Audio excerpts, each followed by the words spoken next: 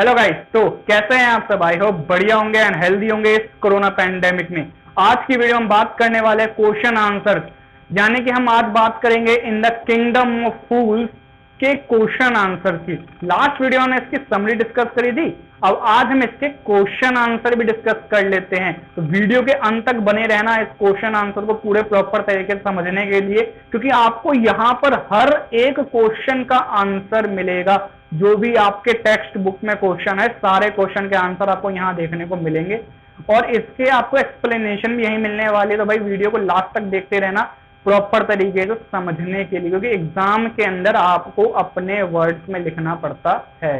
तो आइए स्टार्ट करते हैं। पहला क्वेश्चन क्या है यहाँ पे, तो देखो यहाँ पे, what are the two strange things that guru and his disciple find in the kingdom of fools. यानी कि वो कौन सी दो स्ट्रेंज थिंग्स थी, कौन सी स्ट्रेंज थिंग्स यानी कि कौन सी अजीब सी थिंग्स थी, अजीब सी बातें थी जो गुरु एंड उसके डिसिपल ने किंगडम ऑफ फूल्स के अंदर देखा, वहां पर उसने देखा। यानी तो किंगडम ऑफ फूल्स जिस किंगडम में वो गए थे, वहां पर उन्होंने कौन सी ऐसी दो चीज देखी जिसकी वजह से उनको लगा भाई ये जो है अजीब जगह है। तो वो दो थिंग्स क्या थी, चलिए देखते हैं आंसर इसका।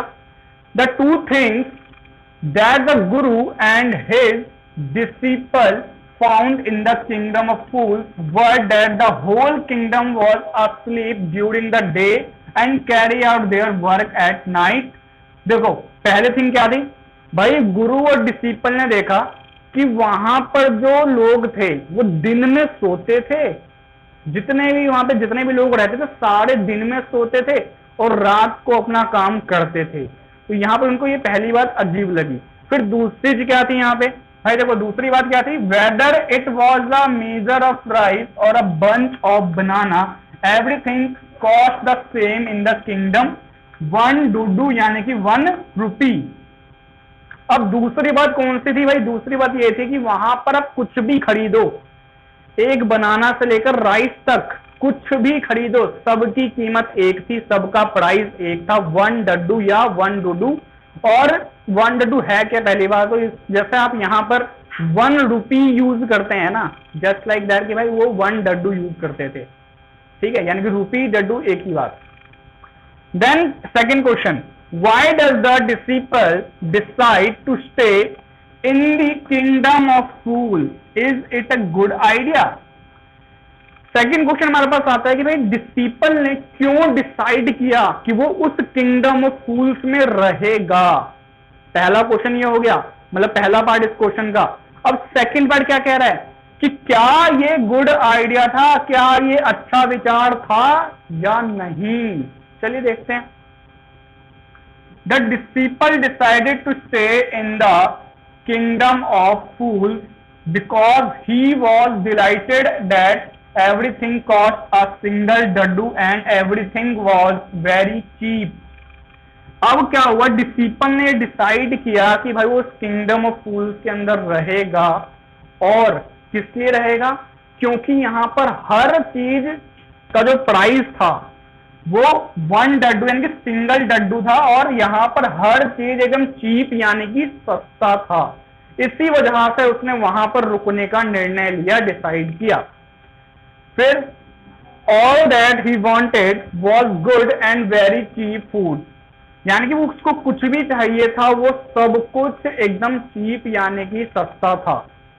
फिर भाई अब बात करते हैं कि क्या वो गुड आइडिया था या नहीं। तो अकॉर्डिंग टू गुरु, अब गुरु के अकॉर्डिंग वो अच्छा आइडिया था कि नहीं था वो देखते हैं। तो according to guru, staying there is not a good idea as they were all fools, and so he felt this situation would not last long and was not sure about what they would do in the future। अब देखो गुरु क्या कह रहा था, staying there is not a good idea, वहां पर रुकना good idea, अच्छा विचार नहीं है। फिर देखो क्योंकि भाई वहां पर सभी लोग फूल थे, बेवकूफ थे, तो उसको गुरु को लगा कि भाई ये सिचुएशन जो है बहुत लंबे टाइम तक नहीं रहने वाला है और फ्यूचर में कुछ भी हो सकता है, इसके बारे में गुरु श्योर नहीं था। तो इसलिए गुरु ने बोला फ्यूचर में कुछ भी हो सकता है, तो इसलिए यहां पर रुकना अच्छा आइडिया नहीं है। फिर बात करते हैं question number 3। Name all the people who are tried in the king court and give the reason for their trial. अब देखो, अब क्वेश्चन क्या कह रहा है भाई कि उन सभी लोगों के नाम बताओ जो किंग के सामने यानी कि किंग के कोर्ट में आया था, और उनके रीजंस भी बताओ, उन्होंने क्या क्या रीजंस दिए किंग के कोर्ट में आकर। तो अब देखते हैं कौन कौन से वो लोग थे जो किंग के कोर्ट में आए थे। चलिए देखते हैं। The merchant whose house was burgled was the first accused because his house wall collapsed and killed the thief। अब जो मर्चेंट था जिसका घर में चोरी कर रहा था वो थीफ, उस मर्चेंट के घर के दीवार का एक छोटा सा टुकड़ा थीफ के ऊपर आके गिरा और थीफ की मृत्यु हो गई, इसलिए मर्चेंट पहला एक्यूज्ड था। The next person was the bricklayer who built the wall as it was thought that his bad workmanship created a weak wall and killed the thief। Then the dancing girl was accused of distracting the bricklayer with her jingling anklets, walking up and down the road where the bricklayer was laying the wall। Next accused was the goldsmith who didn't complete the dancing girl's order on time, so she had to go to the goldsmith a dozen times। The goldsmith passed the buck on the merchant's father as his pressure on the goldsmith delayed the finishing of dancer's work। At last the wheel turned full circle and blame came back to the original merchant, but because he was too thin to be executed by the newly made stake and a fat man was required to fit the stake, the disciple was very fat, hence he was caught। अब इस answer की तरह explanation देखते हैं। आपको answer मैंने पूरा बता दिया, अब इसके एक्सप्लेन करके देखते हैं। तो देखो, जो मर्चेंट था जिसके घर में थीप चोरी कर रहा था, तो उसके घर में जब वो चोरी कर रहा था तो उस मर्चेंट के घर की दीवार का टुकड़ा थीप के ऊपर आके गिरता है और थीप की मृत्यु हो जाती है। इसलिए मर्चेंट को पहली जिम्मेदारी होती है, मर्चेंट को इसलिए बुलाया जाता है। पहला मर्चेंट आता है किंग के सामने और किंग को बोलता है देखो महाराज, मेरी इसमें कोई गलती नहीं है, जिसने दीवार बनाई है उसकी गलती है। तो इसी वजह से फिर नेक्स्ट पर्सन कौन होता है? ब्रिकलेयर। ब्रिकलेयर यानी जिसने दीवार बनाई थी उसको बुलाया जाता है। तो वो एक बहाना देता है कि महाराज देखो, इसमें मेरी कोई गलती नहीं है, उस डांसिंग गर्ल की गलती है। वो गली में जहां मैं दीवार बना रहा था वहां पे इधर उधर आ जा रही थी बार बार, तो इसलिए मेरा नजर उस पर चला गया था और इस वजह से मैंने दीवार पे फोकस नहीं कर पाया बनाने में और दीवार कमजोर बन गई और इस वजह से यह हादसा हुआ, उस चीज की मृत्यु हुई। अब फिर महाराज बोलता ठीक है भाई, उस डांसिंग गर्ल को बुलाओ फिर। तो इसलिए फिर नेक्स्ट पर्सन कौन है भाई? Dancing girl. डांसिंग गर्ल उसमें पहुंचती है महाराज के सामने और महाराज के सामने वो बोलती कि देखो महाराज, मेरी इसमें कोई गलती नहीं है, क्योंकि मुझे ज्वेल्स बनाने थे तो मैंने गोल्ड स्मिथ को जो है कुछ ज्वेल्स बनाने में दिए हुए थे, लेकिन उसने मेरे को टाइम पर बना के नहीं दिया। इस वजह से मुझे उसके पास बार बार आना जाना पड़ा और इस वजह से उस ब्रिकलेयर का फोकस मेरे ऊपर आ गया। तो फिर महाराज ने बोला, जो किंग था उसने बोला कि देखो फिर इसका मतलब गोल्ड स्मिथ की गलती है, गोल्ड स्मिथ को बुलाया जाए। फिर गोल्ड स्मिथ आता है। गोल्ड स्मिथ फिर क्या बहाना देता है? गोल्ड स्मिथ कहता है देखो महाराज, इसमें मेरी भी कोई गलती नहीं है, इसमें सारी गलती उस मर्चेंट के फादर की है, क्योंकि उस टाइम पर उनके घर में शादी हो रही थी तो मर्चेंट के फादर ने प्रेशर बना रखा था उसके ऊपर कि वो जल्द से जल्द गहने बना कर दे, तो इसलिए सारी गलती मर्चेंट के फादर की है। लेकिन मर्चेंट के फादर वो थे नहीं अब इस दुनिया में, तो सजा दी किसको जाए? तो सारी कहानी घूम फिर कर वापस उसी मर्चेंट पर आ जाती है। उसको बोला गया भाई मर्चेंट तुम्हारी गलती है, तुम्हारे घर में शादी थी, इस दीवार कमजोर बनी है और इसी वजह से उसके ऊपर गिरी है, तो इसलिए भाई सारी गलती तुम्हारी है, तुम्हें सजा दी जाएगी। फिर मर्चेंट को जो है राजा ने सजा सुनाई कि भाई इसको जो है फांसी की सजा दी जाएगी। अब उसके लिए फंदा तैयार किया गया, स्टेक, यानी कि देखो यहाँ लिखा है ना स्टेक। अब वो स्टेक ऐसा था कि भाई उस मर्चेंट के गले में फिट नहीं बैठ रहा था, क्योंकि मर्चेंट बहुत ही पतला था और फंदा उसके गले में बड़ा सा लग रहा था, इसलिए उसके गले में बैठा ही नहीं फिट वो। तो फिर राजा ने सोचा कि भाई फांसी तो देनी है हमें किसी ना किसी को, अब इसकी गर्दन नहीं फिट हो रही थी, भाई इसको फांसी कैसे दे अब? तो फिर उन सब ने डिसाइड किया कि हम किसी ऐसे पर्सन को ढूंढेंगे जिसकी गर्दन इसमें फिट बैठ जाए, थोड़ा सा मतलब मोटा व्यक्ति हो, उसका गर्दन एकदम फिट बैठ जाए फांसी के फंदे के अंदर। फिर राजा ने अपने सैनिकों को ऑर्डर दिया कि भाई देखो, अब ऐसे पर्सन को ढूंढो जिसका गला जो है इस फांसी के फंदे में फिट बैठ जाए। अब उन लोगों ने ढूंढा, तो किसको ढूंढा भाई? डिसीपल उनको मिल गया। डिसीपल खा पी के कुछ ज्यादा ही भाई फैट हो चुका था, तो उसको पकड़ के ले आए। तो अब बात करते हैं question number 4। Who was the real culprit according to the king? Why does he escape punishment? King के अकॉर्डिंग रियल कल्प्रिट कौन था? उसको पनिशमेंट क्यों नहीं दी गई? अब देखो, रियल कल्प्रिट भी था और उसको पनिशमेंट भी नहीं दी गई।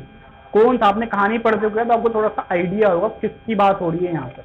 तो रियल कल्प्रिट देखो, आंसर मैंने यहाँ पे लिखा हुआ है, according to the king weird logic, the merchant inherited everything from his father, so he should take the share of his father's sin as well.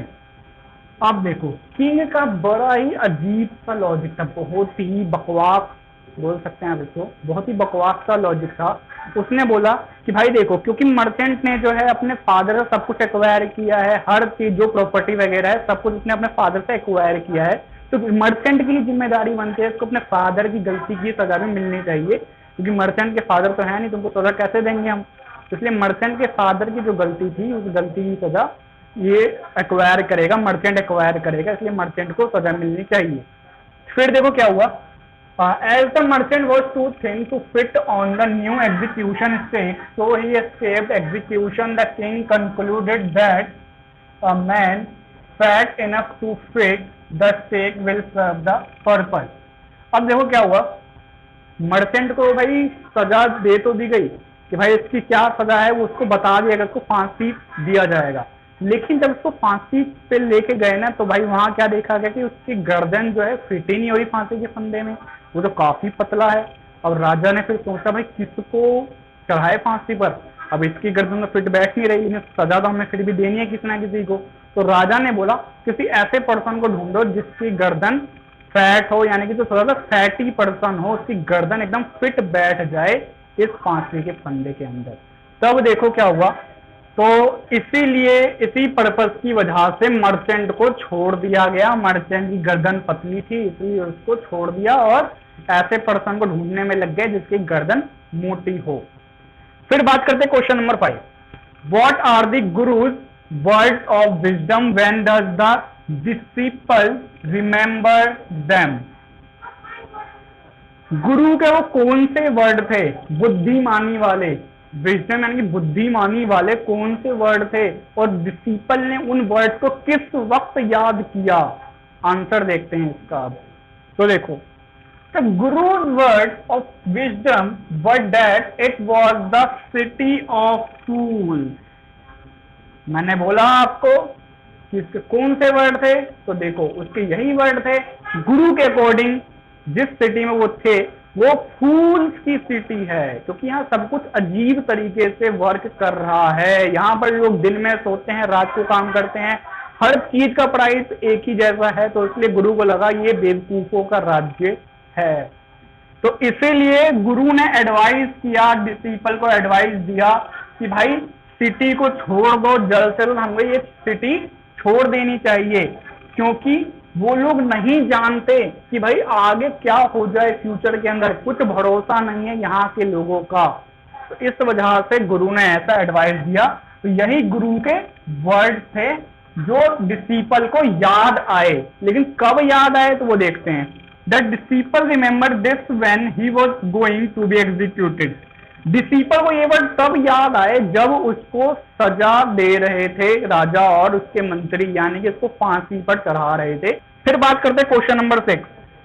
How does guru manage to save his disciple's life? Guru ने कैसे manage किया अपने disciple की life को बचाने के लिए? गुरु ने अपने डिसिपल की लाइफ कैसे बचाई, उसने क्या किया? तो देखो आंसर इसका। The Guru tries to confuse the king by expressing his desire to be killed first.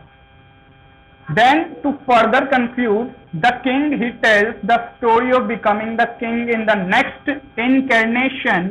Apparently, it may sound like a case of pure lie to save your dear one's life. But if we go deeper consciously and unconsciously, the Guru is trying to save everybody's life in the kingdom. Ultimately, he is able to pull everybody out of the misery of living in the kingdom of fools. पूरा answer मैंने आपको बता दिया, अब इसके explanation देखते हैं। तो देखो यहां पर गुरु ने ट्राई किया, सबसे पहला ट्राई यही किया कि भाई राजा को कंफ्यूज कैसे करे। तो गुरु ने राजा को कंफ्यूज करने की कोशिश करी। तो गुरु ने देखो राजा को क्या कहा, गुरु ने राजा को बताया कि पहले मुझे चढ़ना है फांसी पर, पहले मैं चढ़ूंगा फांसी पर। तो राजा ने पूछा क्या बात हो गई, ऐसा क्यों भाई, तुम तो चढ़ोगे फांसी पर। तो गुरु ने बोला कि भाई देखो, जो इस जन्म में फांसी पर चढ़ेगा ना, वो अगले जन्म में राजा बनेगा। किंग को उसने ये बोला कि अगर मैं फांसी पे चढ़ जाता हूं तो मेरे को अगले जन्म में राजा बनने का मौका मिलेगा। आप लोग चैप्टर में देख चुके हैं इसके बारे में, ठीक है। देन फिर क्या हुआ कि भाई गुरु ने राजा को मूर्ख बना दिया, कंफ्यूज कर दिया। और लेकिन उसका बेसिक पर्पस क्या था, अगर हम एक तरीके से देखें ना, तो apparently it may sound like a case of pure lie, यानी कि ऐसा केस है पूरे तरीके से एकदम झूठ बोला गया अपने डियर वन की लाइफ बचाने के लिए। यानी कि गुरु ने झूठ बोला कि जो फांसी पर चढ़ेगा वो राजा बनेगा। क्यों झूठ बोला, ताकि वो डिसिपल की लाइफ को बचा सके। इसी वजह से हम बोल सकते हैं कि एक ऐसा केस है जिसमें पूरी तरीके से झूठ बोला गया है किसी की लाइफ बचाने के लिए। लेकिन हम इसमें बहुत डीपर जाए, चाहे वो कॉन्शियसली हो या अनकॉन्शियसली हो, हम बिल्कुल एकदम गहराई से सोचे अगर इस बारे में, तो गुरु यहां पर ये ट्राई कर रहा था कि भाई अपने डिसिपल की लाइफ बचा ही रहा है वो, लेकिन साथ में उस किंगडम के लोगों को भी इस राजा और इस मंत्री से मुक्त करवा रहा था कि भाई उस किंगडम के लोग खुशहाल हो सके। तो देखो, in the kingdom ultimately he is able to pull everybody out of the misery of living in the kingdom of fools. और आखिरकार उसका ये प्रयास सफल रहा और उस गुरु ने पूरे किंगडम को राजा के चंगुल से बचा लिया, और यानी कि किंगडम ऑफ फूल, बेवकूफों के राज्य से उनको बचा लिया और उनको जो है एक खुशहाल राज्य में बना दिया। तो ये हो गया हमारा क्वेश्चन नंबर 6 भी खत्म। अगर आपको ये वीडियो पसंद आया है, ये सारे क्वेश्चन आंसर आपको समझ आ चुके हैं, तो भाई वीडियो को लाइक करें, शेयर करें, कमेंट करके हमको बताएं कि आपको वीडियो कैसी लगी। और अगर किसी और टॉपिक की वीडियो चाहिए, किसी और चैप्टर की वीडियो चाहिए, तो वो भी हमको बताएं कमेंट सेक्शन में। तो अब सबसे इंपॉर्टेंट बात रह गई है भाई हमारे लिए क्या, कि आप लोग चैनल सब्सक्राइब नहीं करते हैं। वीडियो देख लेते हैं, वीडियो को भाई आनंद उठा लेते, लेकिन आप चैनल को सब्सक्राइब ही नहीं करते। तो चैनल को सब्सक्राइब जरूर करें, ताकि आपको फ्यूचर में आपको ही फायदा होने वाला है इससे। आपको ऐसे चैप्टर्स की वीडियो देखने को मिलेंगी इसमें आपका फायदा। और सब्सक्रिप्शन जो है बिल्कुल फ्री है, कोई चार्जेस नहीं ले रहे हैं हम आपसे सब्सक्राइब करने के लिए। तो चैनल को सब्सक्राइब करें और वीडियो को शेयर भी कर दें अपने फ्रेंड वगैरह के साथ। तो मिलते हैं आपसे नेक्स्ट वीडियो में, तब तक देखते रहें अमित राय क्लासेस। धन्यवाद।